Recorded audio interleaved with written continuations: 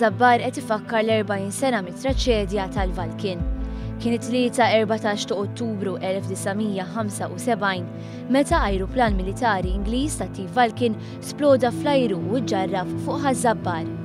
Dakinhar l-ajruplan ta' Royal Air Force kien prova jinżel l-ajruport f'Ħalluqa, iżda xhieda fuq il-post jirrakkontaw li l-kaptan ma rnexxilux bil-konsegwenza li ftit minuti wara sema' ħoss kbir fl-isfond ta' daħna kbira sewda.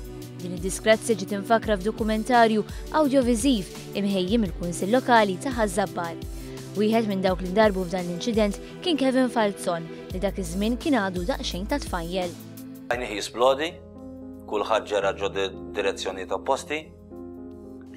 Jiena ġibit li id-direzzjoni ta' Santa Teresa fejn uqgħod ma' ommi u ma' missieri. X'in dak il-ħin rajt il-biċċiet il-kbar niżlin, erġajt irritornajt fil-pjazza. Kif wasal ġol pjazza, hemmhekk intlaqat.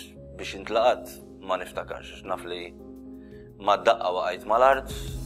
It-traċedja ħallit xejn inqas minn 20 persuna midruba fil-waqt li 6 persuni tilfu ħajjithom. Apparti il-5 Ingliżi fuq l-ajruplan, l-inċident ħassat il-ħajja ta' Vincenza Zammit, mara żabbarija li kellha 38 sena. B'sentiment ta' diqa Bertu Barun, anzjan żabbari li mar fuq il-post ftit minuti wara li ġara fl-ajruplan jiftakar ix-xena traġika. Nsib xi ħaġa mażaqajja u kienet dik il-mara mejta maħruqa